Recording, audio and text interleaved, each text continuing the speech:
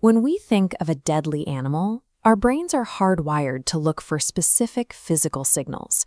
We look for massive frames, heavy muscle, and a clearly aggressive posture. We apply that same logic to the water. A predator should look like it was built for the kill, streamlined, powerful, and armed with rows of serrated teeth. This creates a dangerous psychological blind spot. If a creature lacks fangs or a menacing stare, our biological threat detection system assumes we're safe. But evolutionary design often relies on misdirection. Many of the world's most lethal organisms have evolved to bypass our visual radar entirely. Relying on human intuition in the wild isn't a reliable safety measure. It is a vulnerability that leads to fatal encounters. Take the hippopotamus.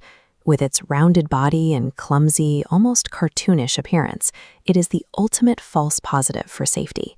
In reality, hippos exhibit extreme territorial aggression. They are known to attack boats and people without provocation, moving with surprising speed on land and water. A hippo doesn't require complex venom. Its sheer mass and the force of its bite are sufficient to make it one of Africa's deadliest animals. This same miscalculation occurs in the forests of North America and Europe with the moose. Humans often categorize these as gentle, slow-moving herbivores, but moose are notoriously unpredictable. They are prone to defensive violence, especially when guarding their calves or during the mating season, striking with enough force to crush a human.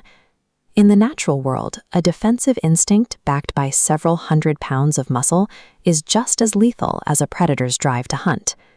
Then there are the evolutionary anomalies, creatures that look entirely out of place, yet hide highly specialized weapons.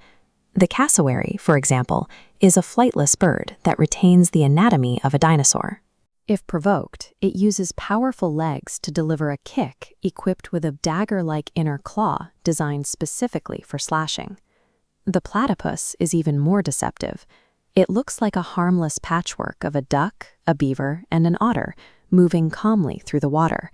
Yet the male platypus conceals venomous spurs on its hind legs.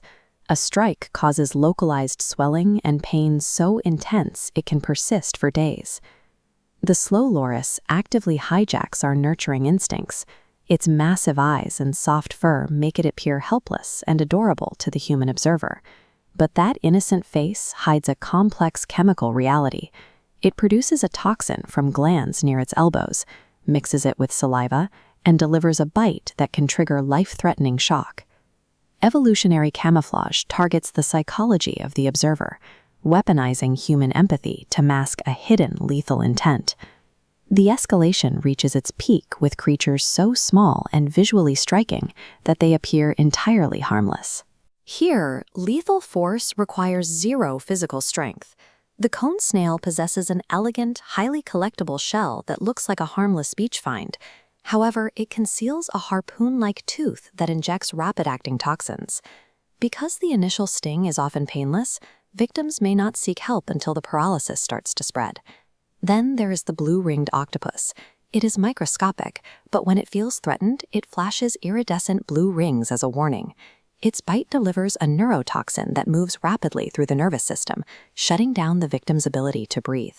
This creates a terrifying state of conscious paralysis. The victim remains fully awake and aware, yet completely unable to move their muscles or draw breath. Chemical delivery allows a palm-sized creature to exert the same level of lethal control as a 1,000-pound predator.